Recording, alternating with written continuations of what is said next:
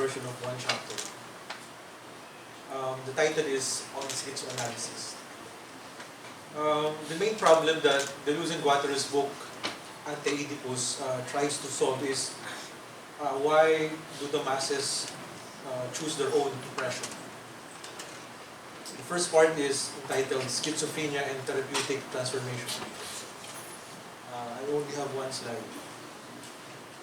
The operation of the capitalist system is characterized by the immanent contradiction between decoding and recoding, and deterritorialization and reterritorialization. Deterritorialization liberates libidinal energies from deceptive objective codes. In doing so, desire and labor's subjective and abstract attributes are revealed. Meanwhile, reterritorialization relocates relations of production and consumption to private ownership or to the oppressive mechanism of Oedipus. In Ante-Oedipus, Oedipus is the enemy, or traditional psychoanalysis that tries to biunivocalize or repress the individual's desire. Of course, going back to Deleuzo-Guattarian's understanding of desire, they view it as a force, as a dynamic force capable of creating connections and relations. But in Oedipus, or in the nuclear family, capitalism tries to remove that capacity for its own fortification. Such a contradiction can be perceived as a kind of ambivalence. On the one hand, the process of recording stops repetitive organ-machine connections and emancipates desires from pre-existing unproductive relations. On the other, the freedom enjoyed by desire is ambivalent and merely ephemeral because it likewise becomes vulnerable to capitalist domination. In a capitalist society, the disclosure of the abstract and subjective qualities of desire and labor is succeeded by their axiomatization. As a result, human reproduction is singled out from social production in the nuclear family in the same manner that desire or desiring production is separated from labor. So one of the geniuses of capitalism is that it detaches the individual from its social relationship so that it can manipulate easily the individual. It tries to maximize the idea of equal triangulation to limit the individuals from imagining other perspectives that can, in the future, be a form of challenge to criticize capitalism. Capitalism segregates labor from desire in the same manner that they are subjected to privatization. The eradication of this chasm and the dynamic conjunction of these two investments actualize as the paramount goals of schizoanalysis. So, schizoanalysis is their form of critique against traditional psychoanalysis. It transfigures desire and labor from their corresponding polarized systems of representations into the concept of desiring production and social production. So another problem that they try to solve is how traditional philosophy looks at desire as a form of lack and as devoid of any social value. For Deleuzo-Guattari, desire is intrinsically embedded in society because it's a force that flows from one body to the other. So the goal to manipulate desire is to stop this capacity of desire. The conjunction of labor and desire is inspired by the schizoanalysis' overall goal of achieving critical freedom from all kinds of repressions and capitalist exploitations. From the schizoanalysis' critique of Oedipus and capitalism, it must be configured to become revolutionary and artistic for it to cope up with the ever-creative, ever-changing capitalist system. Contradictions that fuel social dynamics are appropriated by capitalism. To achieve a schizoanalysis' goal, the great challenge is to initially capitalize on capitalism's immanent contradiction. In fact, the capitalist system's propensity toward decline is a contradiction that fortifies its interiority. At present, capitalism moves from the center, for example, from developed countries, going to the margins, underdeveloped countries. It undergoes its schizophrenization, whereby it displaces its crisis of accumulation perpetually from the center, going to the periphery. So I use this picture, in fact I only have one slide, to show you how capitalism of today is so creative it can promote values that would appear as emancipatory or critical, or for example, in this case, it's an advertisement that promotes parang in a world of crisis, let us unite together. So in a way, it becomes a ploy by capitalism to further strengthen itself. That's why we must be careful in crafting solutions, because any time of the day, capitalism can arrest it. However, its capability of pushing its own limits is merely a ploy to its narcissistic aim of gaining interminable profit. In other words, as long as a particular kind of social innovation produces profit, capitalism immediately appropriates it for strengthening. In addition, the proliferation of opportunities and solutions to different problems only serve as ploys for increased domination. After numbing the people's critical impulse, capitalism modifies and mutates itself in manifold domains by even fashioning redemptive possibilities, hence creating a vicious cycle of subjugation. If you can remember the Occupy movement, one of the reasons why they were really hesitant in providing conventional means to protest is that they're afraid that capitalism, like I said a while ago, could easily arrest or could easily appropriate their solutions. The emancipatory component of capitalism is blemished by its concealed conservatism, deception, and reactive tendency to convert into a form of capture. This is the reason why Deleuzo-Guattarian claimed that capitalism is not the absolute limit of society, despite its power to decode all symbolic codes. The lingering question about the limit of society remains. The answer to the aforesaid query is schizophrenia. So, even though capitalism has an emancipatory content, for Deleuzo-Guattarian, it's not the absolute limit of society. Because even though it emancipates us, it's simply a ploy toward another form of domination. As two kinds of subjectivity, paranoia and schizophrenia, they are products of the interaction between desiring production and anti-production. Paranoia repels the aggressiveness of desiring production, while schizophrenia embraces the forces of production and anti-production affirmatively and radically. It pushes the belligerent forces of desiring production to their limits by starting all over again from the first and second synthesis of desire. As poles of libidinal investments, paranoia arises from the process of re-territorialization and recoding, while schizophrenia is an offshoot of deterritorialization and decoding. Thus, for Deleuzo-Guattarian, it's schizophrenia which can be the source of this revolutionary project, and it's not paranoia. Furthermore, schizophrenia deals with subjectivities characterized by molecular singularities or nomadic mobility. So the problem with capitalism and the nuclear family or Oedipus is that it prevents us from becoming nomadic. And we can only become nomadic when we are open to relating to the things outside the family. But capitalism or the nuclear family prevents us from doing that. It is the social libidinal investment that legitimately utilizes the synthesis of desire, where desire's radical and creative attributes are maintained and advanced. It's capable of subverting the molar norms engineered by Oedipus. Thus, schizophrenia is society's true limit and capitalism's greatest adversary.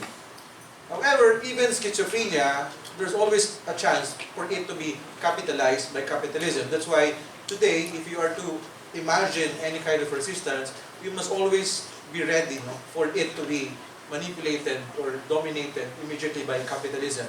Again, going to Deleuzo-Guattarian, lines of creativity or escape can anytime become lines of destruction. That's why we must be careful. The schizophrenic character of capitalism installs its position in universal history, or what Marx calls as world history. Schizophrenia only occurs at the end of history. This event engenders capitalism to unleash what it privatized and separated, that is, the inextricable link or common quiddity of desire and labor. The schizophrenization of capitalism emancipates desiring production from stranging fetters of social production. In this regard, desiring production fuels a permanent kind of revolution, a movement of unceasing differentiation and creativity. Such disclosure not only deletes the egotistical-oriented chasm configured by capitalism to police the rhizomic movement of desire, but it also allows capitalism to perform its autocritique. So, allowing capitalism to criticize itself is one of the projects of schizoanalysis. But again, we must be careful that in criticizing itself, there's a tendency for capitalism to fortify itself. That's why we must again arrest that moment. Thus, capitalism leads us to a universal history where values are no longer externally determined by objects. Now, from capitalism as a kind of universal history, let's move to schizoanalysis as a form of universal history. It is greatly influenced by, of course, Marxism. In Marxist philosophy, production as a dynamic and self-sustaining human activity serves as a human universal. Meanwhile, in Deleuzo-Guattarian's context, production is a difference engine irreducible to all forms of capture. In capitalism, the market serves as the fulcrum of all operations and the difference production of a network of relations. Although capitalism falls short in realizing universal history, it inaugurates the potentiality for such a kind of history because of its differential capacity. Capitalism's shortcoming informs schizophrenia's principal goal of freeing capital from the narcissistic and oppressive machinery of the market. Through schizophrenia, difference is creatively proliferated toward the virtual realization of permanent revolution, or critical freedom immanent in universal history. Through schizoanalysis, capitalism, like I said, is self-criticized toward what Deleuzo-Guattari call as permanent revolution. It eradicates power and paranoia to allow the rhizomic movement of schizophrenia, thereby subordinating all molar libidinal investments with molecular ones. In Deleuzo-Guattari's philosophy, we are given different kinds of binaries. For example, between molar and molecular, between paranoia and libidinal. Some would look at this paranoia, or some would look at these binaries as Deleuzo-Guattari they only tend to prioritize the second alternative, which is schizophrenia, which is libidinal investment. But if you read closely, Deleuzo-Guattari would rather suggest, instead of prioritizing one pole over the other, it's better to look at them as the two, as in unremitting relationship with each other. However, in Anti-Oedipus, Deleuzo-Guattari would sound prioritizing only the second option, schizophrenia. But then again, when you go to the other books such as A Thousand Plateaus, you will be open to a more moderate Deleuzo-Guattari, specifically via the principle of becoming minoritarian. And in fact, there are some events in France during that time that moderated their radicalism. So I only have 10 minutes left. So the critical diagnosis of Oedipus and capitalism comprise the first major phase of Anti-Oedipus' schizoanalytic project. The next phase involves a critique of the various manifestations of reterritorialization, recoding, and paranoia in society. So from the family to the society. Outside the nuclear family, schizoanalysis is likewise directed toward the larger milieu where asceticism, Oedipality, and capitalism interweave through numerous networks of molar investments that polarize the productive and creative capabilities of desire. The third thesis of schizoanalysis deals with non-familial investments, which are social investments, more primary than those conditioned under the nuclear family. Oedipus is instrumental in traditional psychoanalysis and capitalism's homogenization of subjectivity formation in the nuclear family, in particular, and desiring production in general.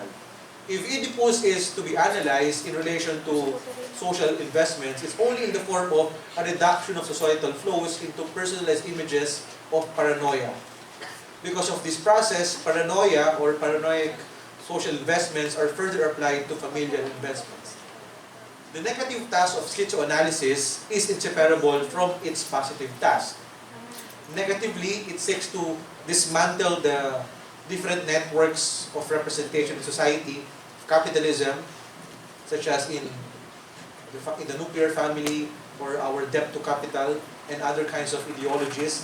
Affirmatively, it undoes smaller recoding so that it would be subordinated to molecular investments. The process of undoing, however, is always subjected to the process of deterritorialization. Again, this is Deleuzo-Guattari as very jargonic. When we talk about deterritorialization, in layman's term, it's just the destruction of a certain authority or territory. And after a certain destruction, it can convert into something else. That's the reterritorialization principle of Deleuzo-Guattari in simple terms. That is why an utter emancipation from molar organization is neither necessary nor possible. In relation to the state, schizoanalysis must undo molar organizations so that they would differentialize and subordinate them to molecular activities. But Deleuze and Guattari do not say that we must remove the state. This is one of the misinterpretations of Deleuze and Guattari's philosophy. We still need the state, but the state, a state which is more differential, which is more nuanced. Schizoanalysis further differentializes molar investments in order to express the rhizomic dynamicity of the molecular unconscious. Schizoanalysis' social embeddedness shapes its goal, that is to locate capture desiring machines and to reinstate their primordial molecular principle. To put it simply, their capacity to become other, their capacity to relate, and their capacity to criticize or subvert something. This quest is premised on the cognizance of the operations, synthesis, and becomings of the subjects' desiring machines. Both negative and positive tasks of schizoanalysis comprise its therapeutic component. Let's now move to the second part. Desires, molecularization, and revolutionary transformation. The inseparability of individual and social investments is akin to schizoanalysis' therapeutic and revolutionary components. In trying to associate the concept revolution with schizoanalysis, which is a product of their influence from psychoanalysis and Marxism, the value of Nietzschean philosophy must not be overlooked. While it's true that desire is the driving principle of schizoanalysis, it lacks a determinate role in Marxism. A paramount role is associated with desire because it is constituted in the social infrastructure in the same manner that it can liberate such territoriality from its capitalist seizure. The combination of Freudian and Nietzschean terminologies comprise schizoanalytic revolution's anti-capitalist posture, which is derivative of desire, not of a particular class or nationalist interest. So I have 5 minutes. As a revolutionary principle, schizoanalysis is non-teleological.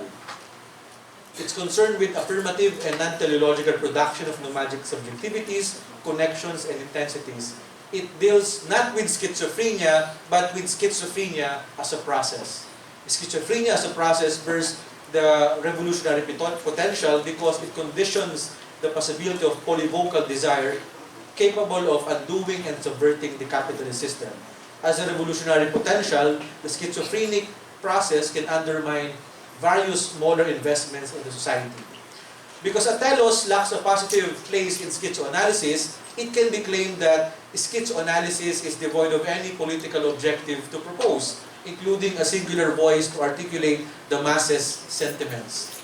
The problem behind positing a telos, or a goal, is that it disregards the contingencies of social materialities and the discoveries of possibilities. Classical Marxism depicts how the over-valorization of the telos of a class society leads to its perdition. For schizoanalysis, becoming reductively teleological voids the very nature of the schizophrenic as a process and homogenizes the molecular attribute of desire. The schizophrenic process of revolution is irreducible to any teleology and molar representation. That's why for Deleuze and Guattari, when you assign a particular name to a particular revolutionary group, it's a bad thing because there's a tendency that that group can become hegemonic. Because when you call something as something, for example, a revolutionary group, DDS for instance, which is not really a revolutionary, or we are the superheroes who would defeat Duterte. The problem is desire automatically is being repressed. In fact, in Ante-Oedipus, when you talk about subject or any organization, desire is already repressed because you reduce the movements of desire. That's why when you call a certain revolutionary movement or group, you also fix desire. You also reduces its functions. The cessation of capitalism's pedigree over desire and production obliterates amongst individuals their paranoia of infinite debt to capital and the enormity of filiation-laden societal relationship. The performance of this courageous task is to initially learn from Hitler's rhetoric of fascism that effectively manipulated the masses' desire. Mean to say, the axiomatic language of capitalism must be studied and analyzed carefully, that is, in cultivating itself as a creative and regulative machinery capable of generating political, cultural, and economic productive forces beyond any kind of social organization. 1 minute.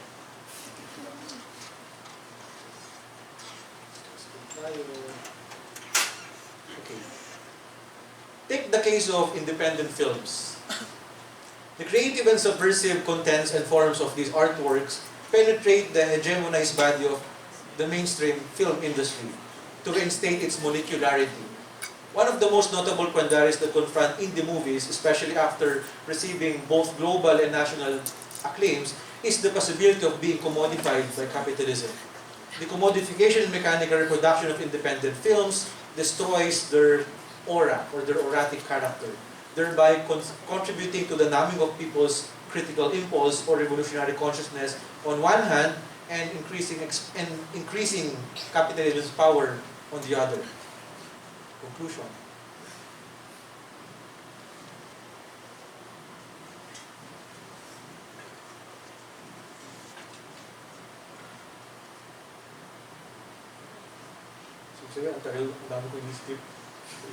Conclusion.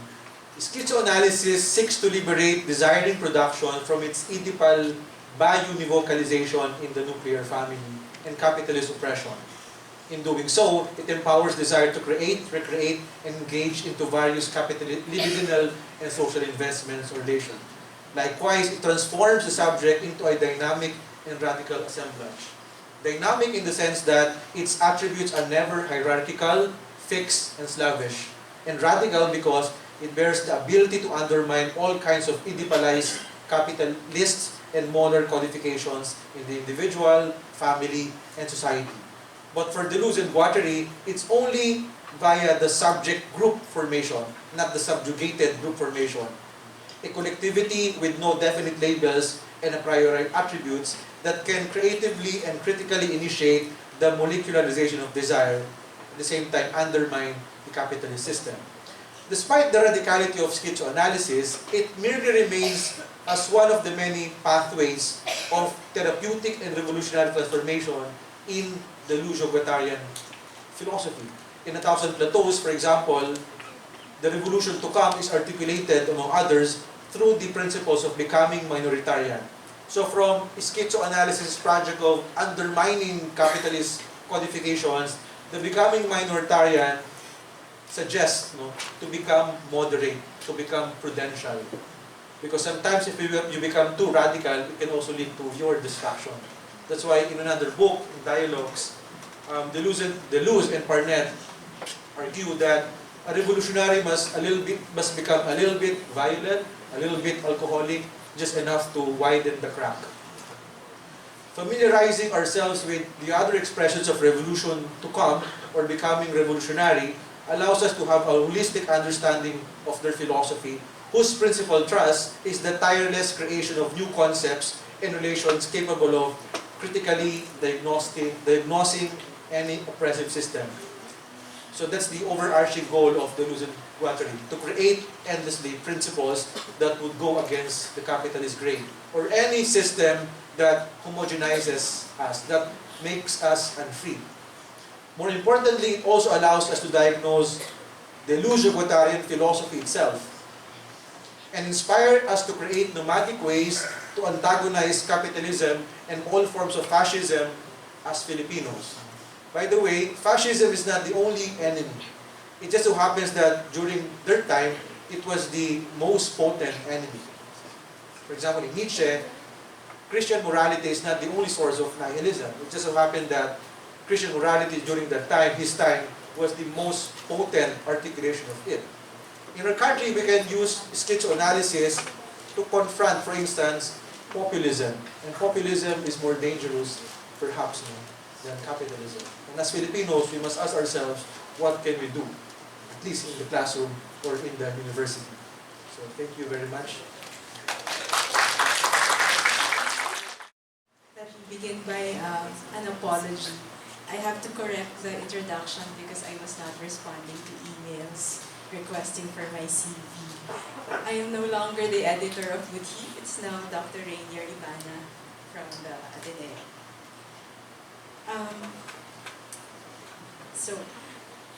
Congratulations to Dr. Raniel Reyes on the occasion of his inaugural lecture. I wish to thank him and the Department of Philosophy and especially Dr. Ateneo of the UST for the honor of being invited to speak to you today. I wish to thank Dr. Reyes for his lecture. It is never easy to give an exposition of Deleuze and Guattari, but I find the effort of engaging creatively with Deleuze in collaboration with Guattari most rewarding. His shortened version does not do justice to the longer version that I read. You can never really, it's like when you read Deleuze and Guattari, like a paragraph would require maybe 3 hours of elaboration for us to really understand what's going on. So I had the benefit of reading the chapter. I think I make references to some pages that he did not mention in his shortened version. So in those cases, I'll just maybe annotate a bit.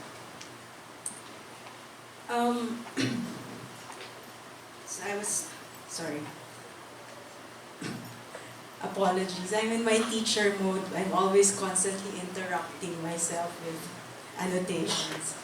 Okay, let me re-begin.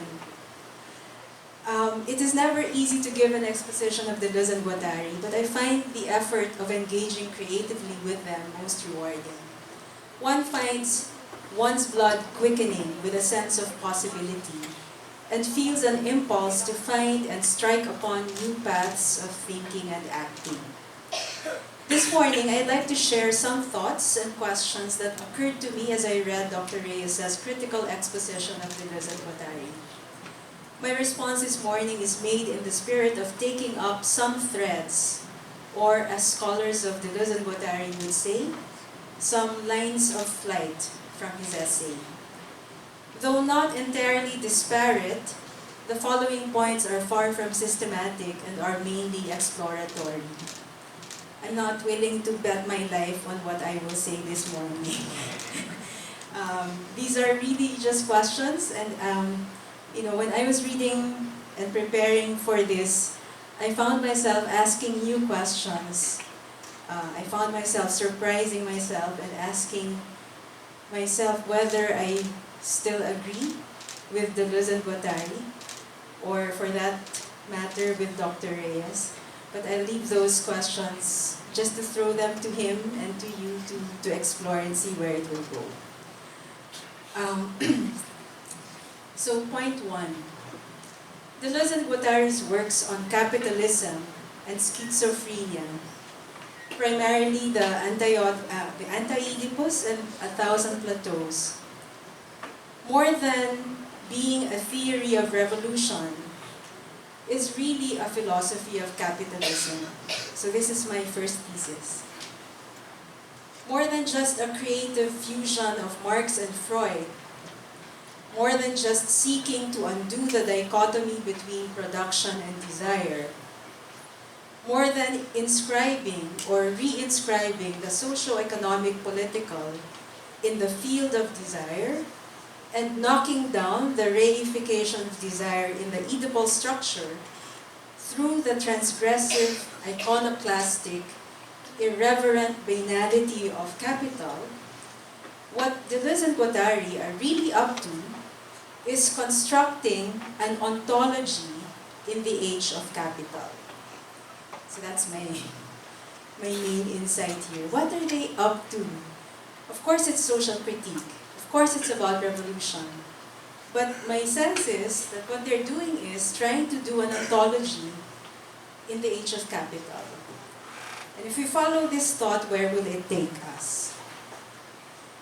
The project of constructing an immanent ontology corresponds perfectly with our experience of capital, with its logic of infinite expansion, where the sense of limitation is no longer experienced as an external limit, but displaced internally to the limits of internal differentiation and internal contradictions owing to differential intensities, blockages of flows.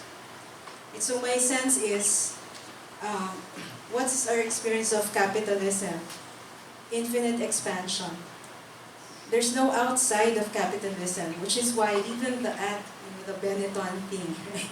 Which is why it's able to make money even out of the most transgressive gestures, right? In the picture there you had a picture of a family with two women of different races and the child of a different race.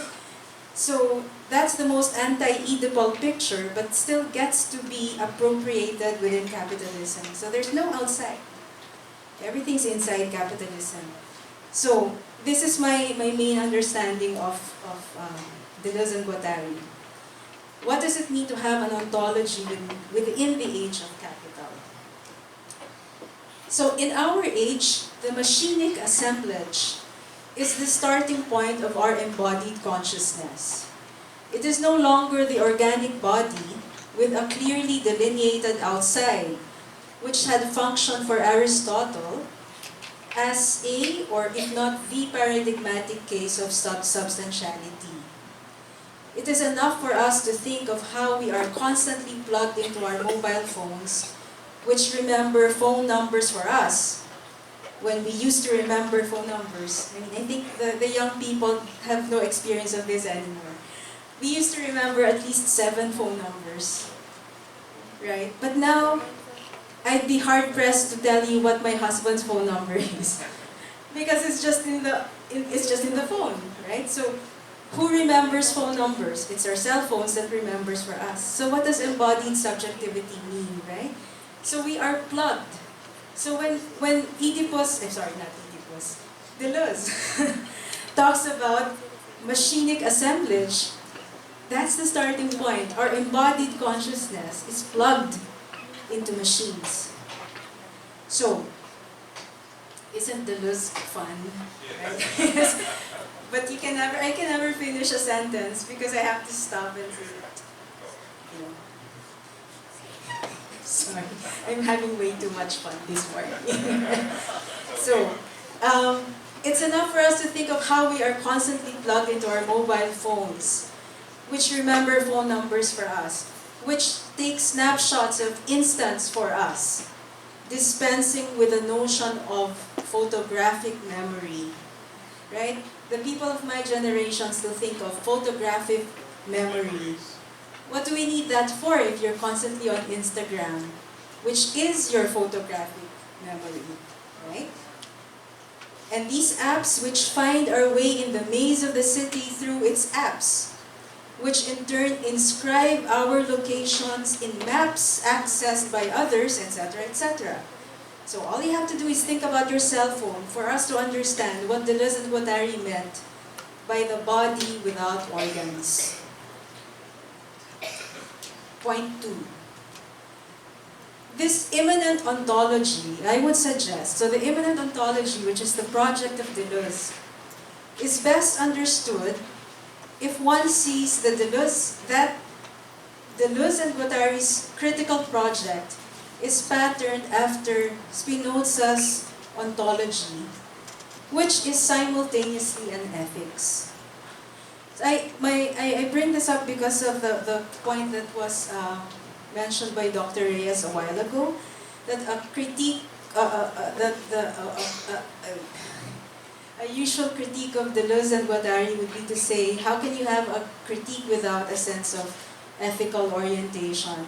So I think a way to address that problem is to think of the project of creating an immanent ontology within the standpoint of Spinoza's ontology, which is called an ethics. And on Deleuze's reading, which is a Nietzschean reading, Spinoza's ethics is, more properly speaking, an ethology. I will at this point read a paragraph from Deleuze on Deleuze reading Spinoza, where he talks about the concept of ethology. In his book Spinoza, Practical Philosophy, Deleuze writes, considerations of genera and species still imply a morality, whereas the ethics, that is Spinoza's ethics, is an ethology which, with regard to men and animals, in each case only considers their capacity for being affected. Now, from the viewpoint of an ethology of man, one needs first to distinguish between two sorts of affections: actions, which are explained by the nature of the affected individual and which spring from the individual's essence, and passions, which are explained by something else and which originate outside the individual. Hence, the capacity for being affected is manifested as a power of acting insofar as it is assumed to be filled by active affections, but as a power of being acted upon insofar as it is filled by passions. For a given individual, that is, for a given degree of power assumed to be constant within certain limits, the capacity for being affected itself remains constant within those limits. But the power of acting and the power of being acted upon vary greatly in inverse relation to one another. End of quote. In other words, as ethology, ethics is not about objective categories of moral values of good and bad, but about how the individual belonging in a but it's about how an individual belonging in a differential field of forces in which it is both affected and affecting is able to increase or decrease its power of acting, or is able to increase or maintain or be compromised in its well-being. Point 3. So I'm sorry if it's not so systematically related, but it kind of flows.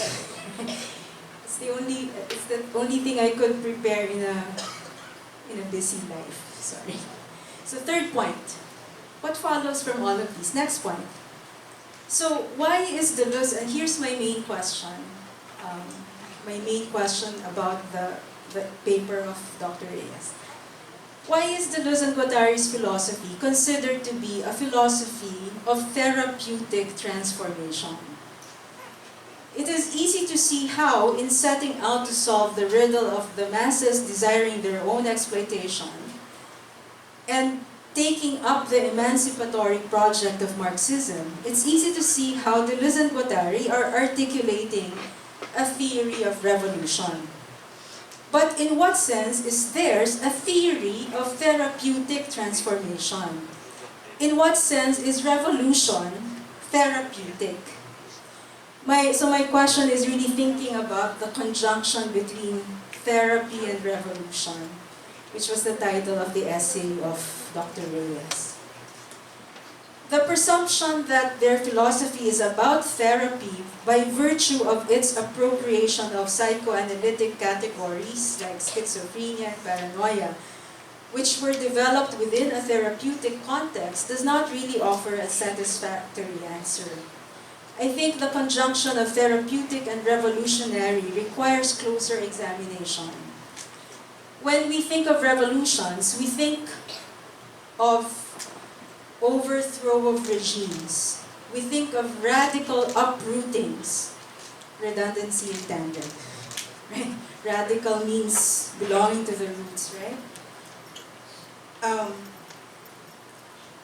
We think of radical uprootings with a clearly demarcated before and after. But when we think of therapy, notwithstanding Deleuze and Guattari's use of the metaphor of curettage, of the unconscious. I'm referring to a passage that Dr. Reyes cites, where Deleuzo-Guattarian says something like the curate. Anyway, I'll just read my paper and stop interrupting myself. So, notwithstanding Deleuzo-Guattarian's use of the metaphor of curatage, of the unconscious with regard to the Oedipal complex, and here I cannot resist myself as a feminist. By the way, that they should think of scraping the womb of the mother to get rid of Oedipus would be the topic of another feminist reading of Deleuzo-Guattarian. End of parenthetical remark. In any case, notwithstanding that reference to a medical term, right, of curatage, which is very violent, right, you're just scraping out. I would argue that the emphasis in therapy is not upon getting rid of an illness, but upon restoring the patient's strength and good health. When we speak of therapy, we speak of a continuum of good and ill health. We speak of getting better and becoming worse. In other words, this is in the paradigm of ethology. And this paradigm is in line with the notion of ethology that I mentioned a while ago.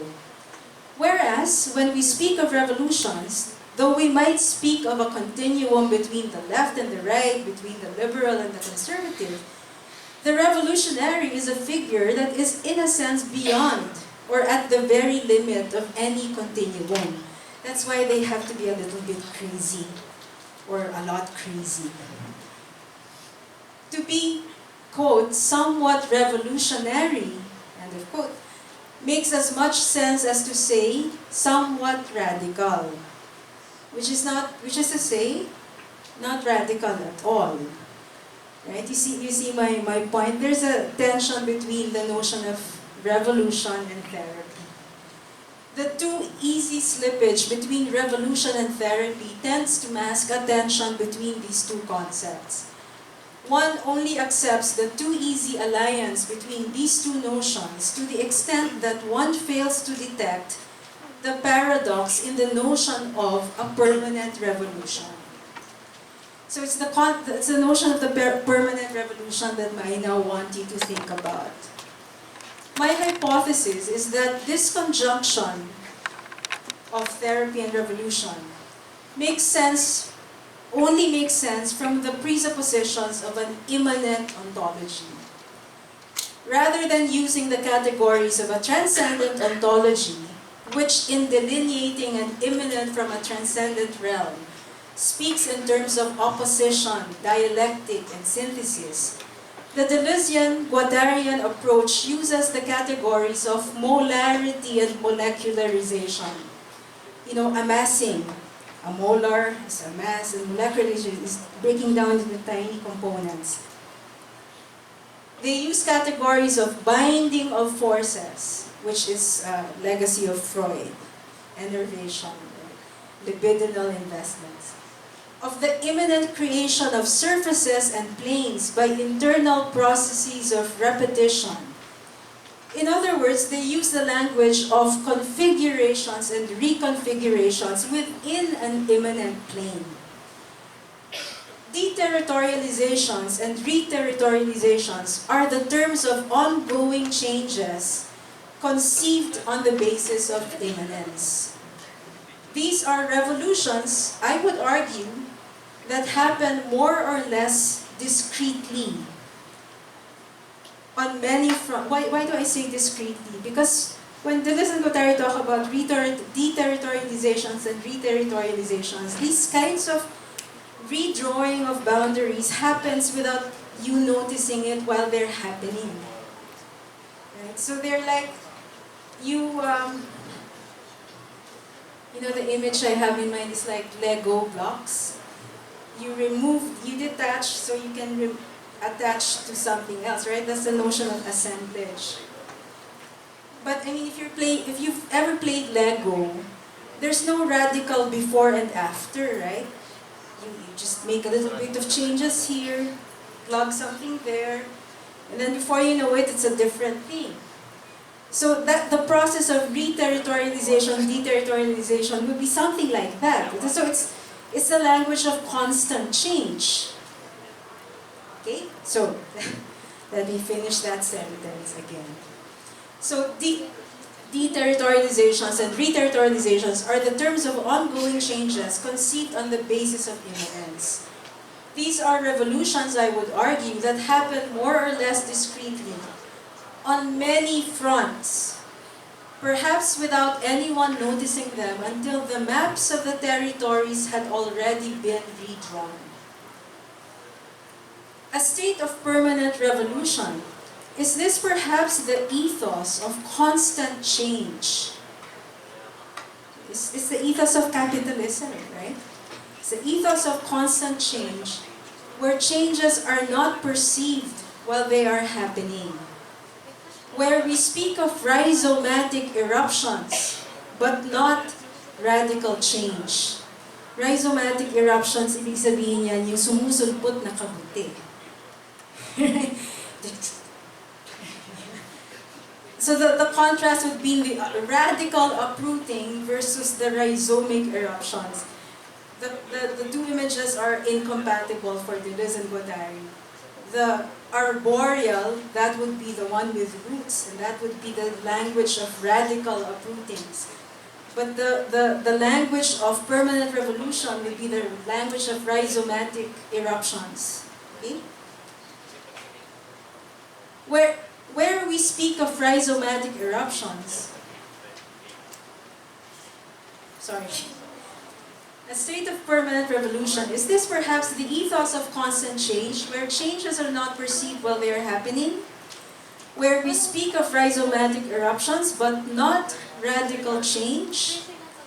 Not the eradication of diseases, but the management, that is, the redistribution of flows of energy. To reconceive revolution as therapy, therefore, only makes sense from the perspective of an ethology and an immanent ontology. Final point. The question, I suppose, that we are invited to ask is whether the idea of a permanent revolution is compatible with that of radical critique.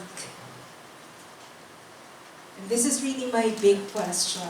I have no answer for this. I hope Dr. Reyes will answer it for me. Is the concept of permanent revolution compatible with radical critique? If Deleuze and Guattari's immanent ontology is read as a symptom of the boundlessness of capitalism, are we entitled to read schizoanalysis as indicative of our inability to think beyond capitalism? What is schizoanalysis? The possibility of schizoanalysis arises out of capitalism. Deleuze and Guattari, I take it, are saying, capitalism makes us schizos. It makes us crazy. So how do we respond? We should exploit this craziness. So, schizoanalysis then, would not that be an admission that we are incapable of imagining a world outside of capitalism? The cynical response, the negative reading might be to say, we no longer believe that capitalism can be overturned, and that any attempt at deterritorialization and reterritorialization are just redrawing boundaries within the same terrain. That's the cynical response. If that's a response, we should stop reading Anti-Oedipus, right? Alternatively, the hopeful response, the positive reading, would say that the sites of struggle are on multiple fronts, and these fronts are not pre-given but have to be invented. Perhaps someday we might succeed in creating a new plane of immanence and effect a revaluation of values, as Nietzsche would put it. After all, we are still alive, we are still here, and so we have to create sites of resistance where we stand. I think this is the positive reading of Deleuze. We have to create sites of resistance where we stand. We have to unbind ourselves from old patterns of acting and desiring, and we have to connect with each other and make new connections with each other. We have to keep seeking life's flourishing where there used to be none, or where it seems to have been laid to waste. This brings to mind a poem written by Stanley Kunitz about old age and desire. Allow me to end my ruminations this morning with a fragment from his poem. Kunitz wrote, "What makes the engine go?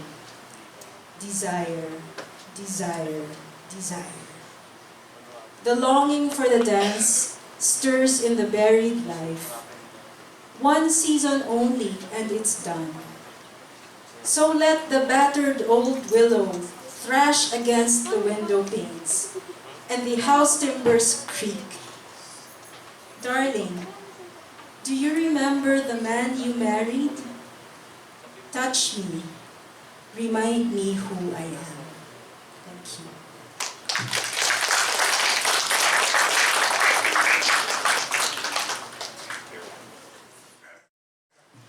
Thank you, Dr. Tan.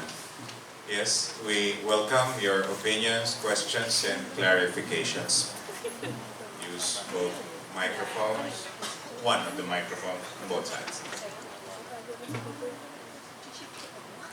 Yes, Dr. Joe.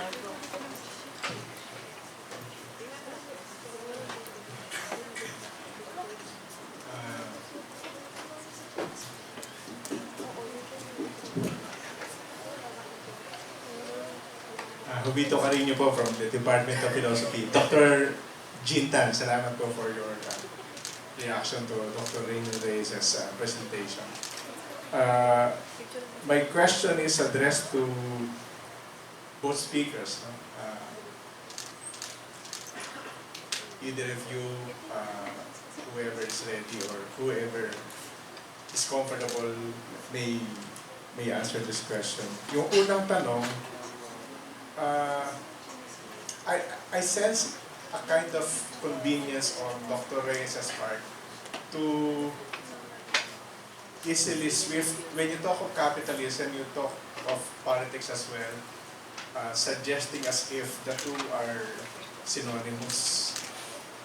On one hand, I understand that we're coming from a perspective where you consider a degree of fluidity between the two.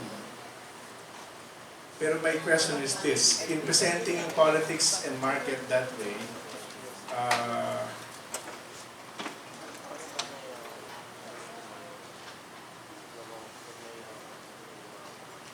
ang gumugulo sa isip ko ngayon,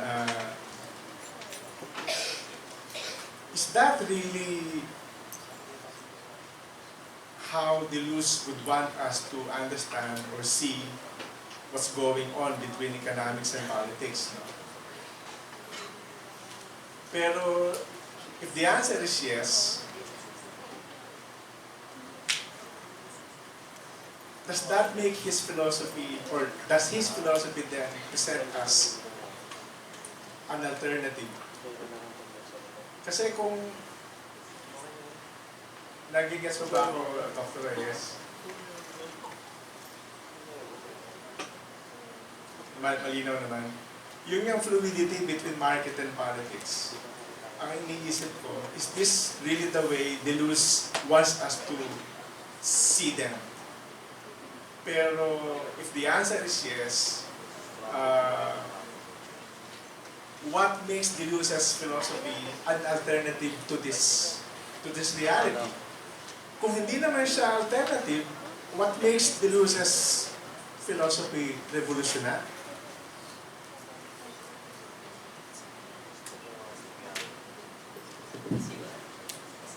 Okay, thank you, sir. By the way, he was also one of my panels during my defense. So I'll try to answer your question, and I'll also try to respond to Ma'am Tan's observations. First and foremost, Deleuze and Guattari view politics in a micro-political way.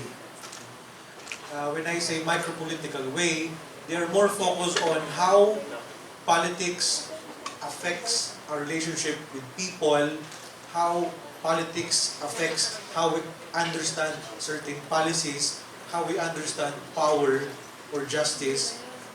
They do not really provide us, no, an alternative as a macro-political theory of justice, for instance, like what's provided by John Rawls or other traditional political theories like Rousseau, etc., etc. So if you ask me for an alternative, and alternative means an alternative macro-political theory, then I can say that as far as my reading is concerned, they will not give you any. So parang, kaya nga my basis is, I presented my chapter on anti-Oedipus kasi it's not really their critique of Oedipus. No? It's not only their critique of capitalism, no? But also our attitude or how capitalism has affected our attitude. Kaya nga yung sinasabi naman kanina na yung therapeutic. For Deleuzo-Guattarian, they went back to the problem raised by Wilhelm Reich. The problem is, why do people choose their own oppression? So in the case of Deleuzo-Guattarian, instead of providing you an alternative, they would just rather ask you to continuously examine any principle, micro or macro, that tend to polarize our relationship with others, our understanding of principles. So para siyang immanent critique. It's a catalyst. That's basically my point, sir. Kasi nga parang Deleuze's mirrors or reflects the very grammar of capitalism, the kind of order that capitalism wishes to impose. Pero if Deleuze's philosophy simply wants to mirror that, what makes Deleuze's philosophy, what should make me choose Deleuze's philosophy? And like I said earlier, if it can present an alternative, where does it get its revolutionary impetus? Again, I don't want to fall into the idea of an alternative. Actually, for Deleuzo-Guattarian, the absolute limit of society is not capitalism. It's schizophrenia. So what's the difference between capitalism and schizophrenia? Capitalism, as far as the anti-Oedipus book is concerned, liberates us, deterritorializes different practices, but the problem is, this deterritorialization leads to another form of domination. So when we try to apply that language in Deleuzo-Guattarian's philosophy, yes, it can also be used, their critique can also be used by capitalism itself. That's why capitalism is so dangerous. However, Deleuzo-Guattarian also suggests for the mapping, the diagramming of a revolution to come, a virtual people. A virtual people can never be a part of capitalism, because capitalism, even though it's emancipating, only produces demos or one-dimensional individuals that are only focused on conforming, on the present. So actually there is an outside of capitalism, but that is not entirely outside, because if there's such a thing as outside capitalism, for them it's only something virtual. It remains a possibility, because if it is historically concretized, automatically capitalism can arrest it. So it's really, when you try to criticize capitalism at the molecular level, there's always a tendency for someone like you or also me, to also interpret that as a form of capitalist language, as a form of vindication of capitalism. But for Deleuzo-Guattarian, we must not stop criticizing, self-criticizing, because again, it goes back to their understanding of philosophy as the endless creation of concepts that would endlessly challenge the grain. So, I hope there will be more discussions after this.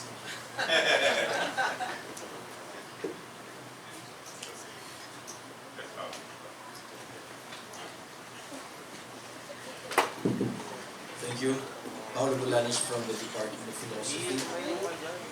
Firstly, congratulations, Raniel, for your presentation. And also, I'd like to thank Dr. Jean Tan for joining us today. Um, Now, my question can be, well, I'll address it to both, and anyone could respond to it. But I appreciate Dr. Tan's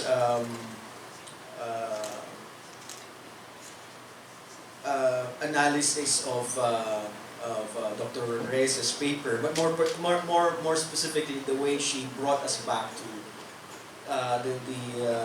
some of the main concepts of Deleuze and Guattari.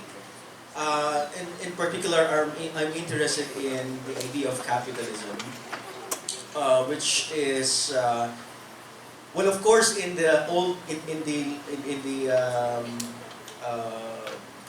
more theoretical works like Anti-Oedipus and A Thousand Plateaus and so on, capitalism seems to be a substitute for this idea of an immanent ontology or immanent world. One of the questions I have is how much in that idea is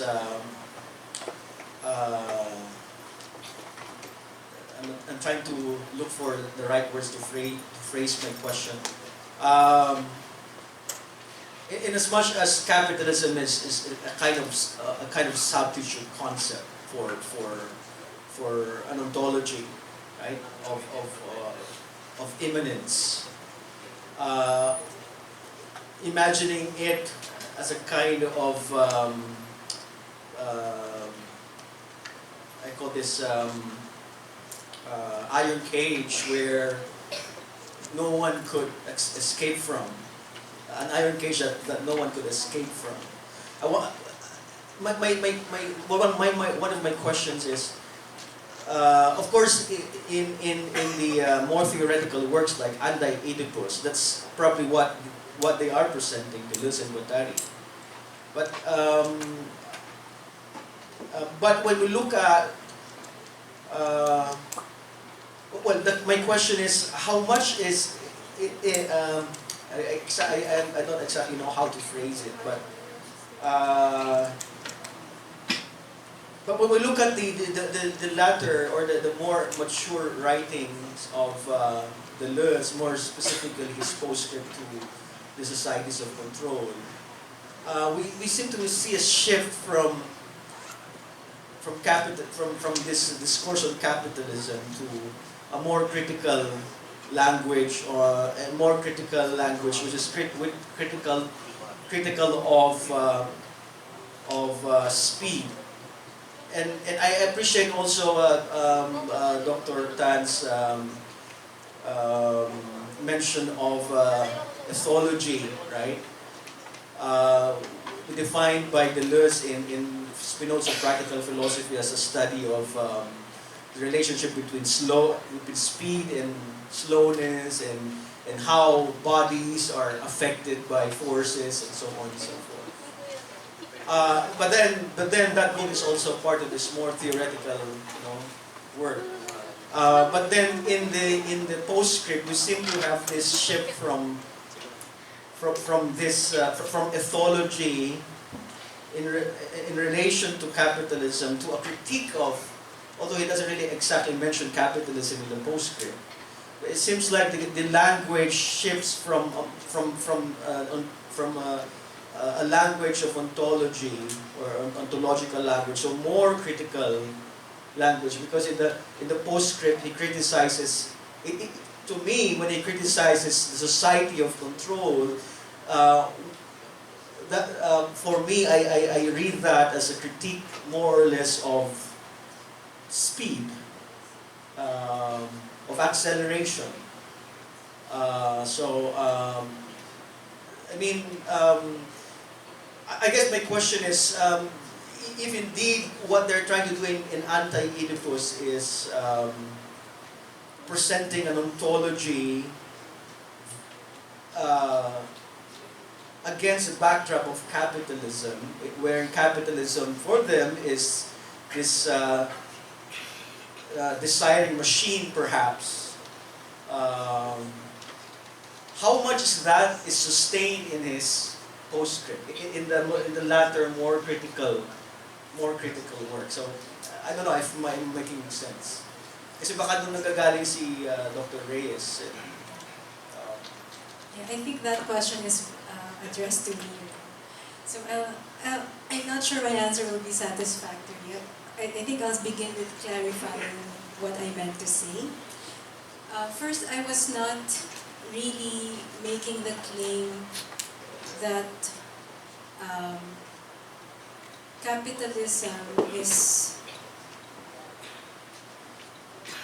like a substitute concept for an immanent ontology. I was more doing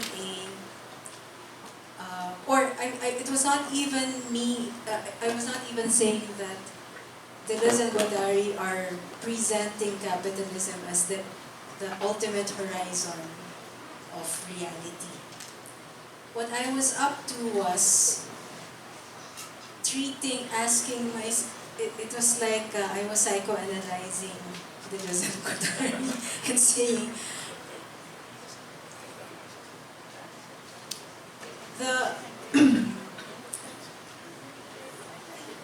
sorry, your question is so complex, so it's hard to get a handle on it. But maybe let me just put it this way.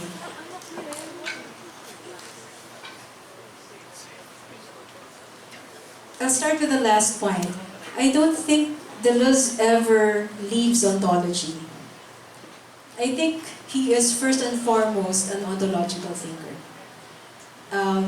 Even with the What is Philosophy, which was his last collaboration with Guattari, if I'm not mistaken, he really obviously thinks of himself as a philosopher whose task is the construction of concepts, right? So in that sense, he is a metaphysician at heart.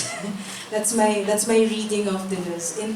But that's coming from a broader context, right? So obviously it's not just it's not primarily evident in the Anti-Oedipus and even in 1,000 Plateaus, but probably more so in the 1,000 Plateaus, right? Because if you really think about, I was reading him as a metaphysician, and my sense was that the metaphysics, the immanent ontology. So this is the question this is my wager, the question that I wanted to suggest. Is it possible that immanent ontology is arising out of our experience of capitalism? So it's not, my claim is not that Deleuze and Guattari are presenting capitalism as the ultimate horizon of reality. So that's not the claim that I was making.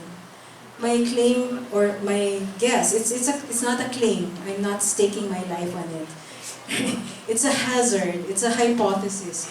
The hypothesis that I'm suggesting is that this mode of philosophizing, which is essentially an immanent ontology, might it not be a way of thinking about reality which is precisely arising out of this unconscious experience that we have of capitalism?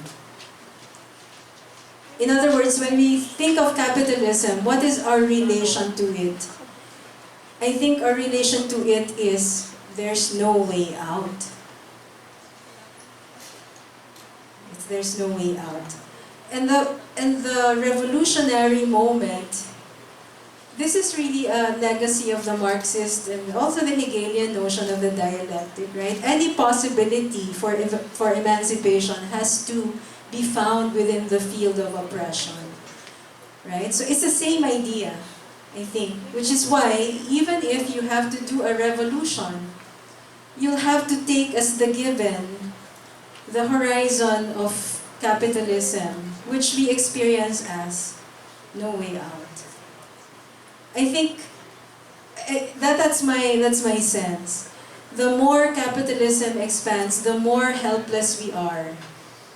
The more helpless we feel in relation to it. There's no outside of it. There's no part of the planet that is not touched by capital. Even the outer space is littered by human waste. So where's the out of that, right? Where's the beyond? So I think my sense is this notion of rhizomatic, the response is not to think of a beyond, but to think of a revaluation of values in the Nietzschean sense. We have to reimagine, create a different field of existence. And the way to do that is to maneuver within where we are. So it's all about deterritorialization and reterritorialization. So we have to rethink revolution. See, I'm answering my own question. I'm giving Deleuze a positive reading. Because the negative reading is, no way out pala eh. Tapos ang usapan. So I guess that's my point. Even if he critiques speed, he doesn't critique ethology. Right? Because there's no way out. I mean, so I guess if you want to make expand the thesis, you might say, well, but Dr. Tan, that's kind of anachronistic because the Spinoza's writing was in the 16th century, right? That's before the time where we are now, where we experience capitalism as expansion. Well, we might say, well, he was in a merchant city, was he not? What about Nietzsche? Well, so we might say maybe all of these immanent ontologies are a function of a certain viewpoint of a sense of reality where we feel like there's no outside. That's the... Parang gutom na lahat ng tao. I'm sorry. Last question. Okay. Thank you. I would like to refresh one of the points of Dr. Tan on the therapeutic aspect. Dr. Reyes also mentioned about diagnosis. And the way I read, as far as I have read, of course, Deleuze, I think yung anti-Oedipus is a diagnosis of how capitalism works. And when it is brought into the realm of ontology, parang applied yung term ng critique mismo sa ontology. I remember another text on immanence, life immanence.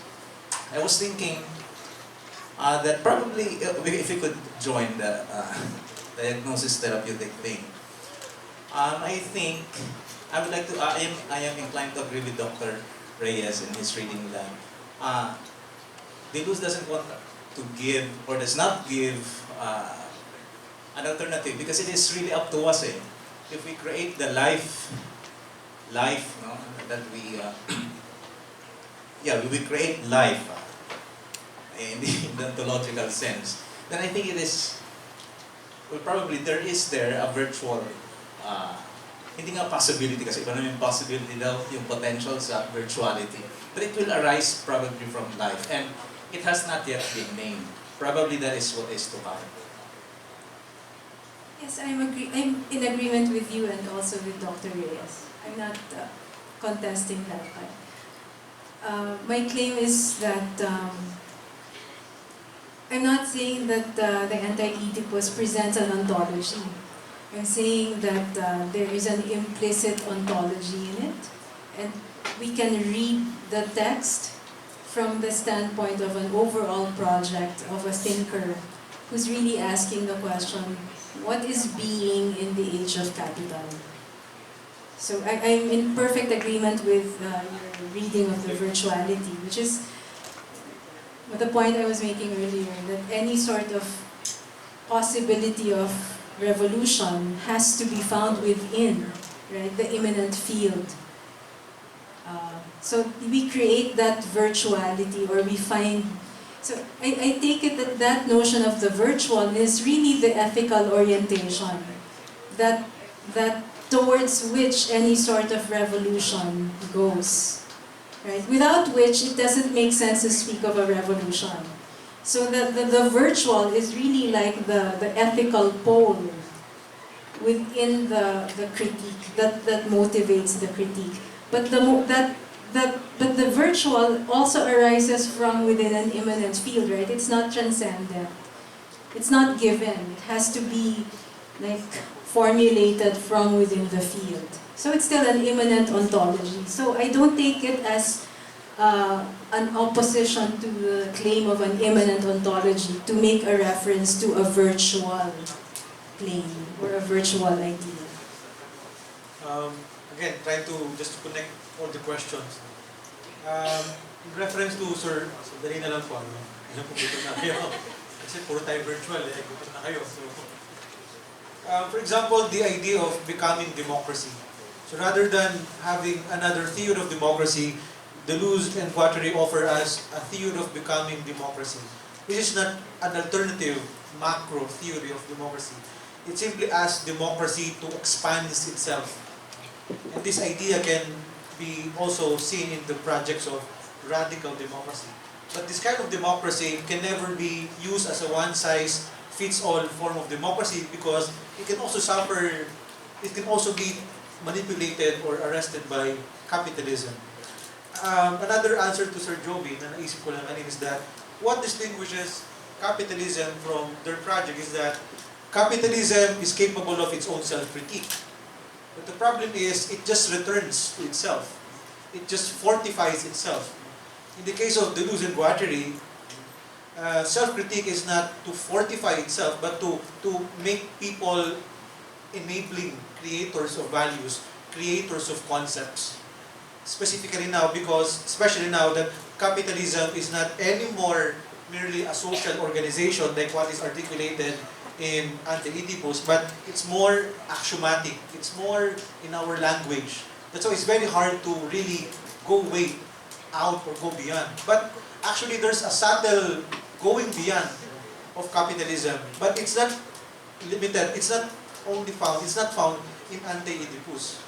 Kaya sabi ni Ma'am Tan kanina, it's really doing violence, no, to Deleuze when you only focus on the Ante-Oedipus or 1,000 Plateaus, or in the others books like what Sir Paul mentioned, no, are being left, like the book, the cinema. In the cinema, Deleuze offers the idea of an absent people. But the absent people, of course, that idea of the virtual people is imagined out of our oppressive experiences in capitalism. But even though they are virtual, they are conditioned in the plane of immanence. So, ang tanong is, ano naman yung mga tao? Puro tayo capitalism, kinakawawa yung tao, ano naman gagawin? To be more practical about it, taking from cinema, we must teach the people to become, like what Artie mentioned a while ago, to become narrating individuals. For them to be able to create not only a sense of meaning out of their experiences, but also molecular concepts that can perhaps, in the molecular sense, challenge capitalism. Kaya nga, there are many indigenous groups or local anarchist groups that are supporting Deleuze and Guattari's philosophy, because it is in the molecular, it is in the subaltern that perhaps critique is possible. However, like I said, any kind of critique can easily be transformed by capitalism. But it does not mean that we must stop creating. Because when we cease to create, because we think that there's no way out, then perhaps capitalism will be considered as the victor. But again, as philosophers, we must not stop creating. And if Ma'am Jintan ended with a poem, I will also end. I think that the poem is from Antonio Machado, not Machado na ulam, no? If I am right, sabi niya, hindi Tagalog. sabi niya doon, there's no road, but there's no road, but the road is made by walking. Ano kung may ginalaman? Pero dito meron. Malalim. There's hope.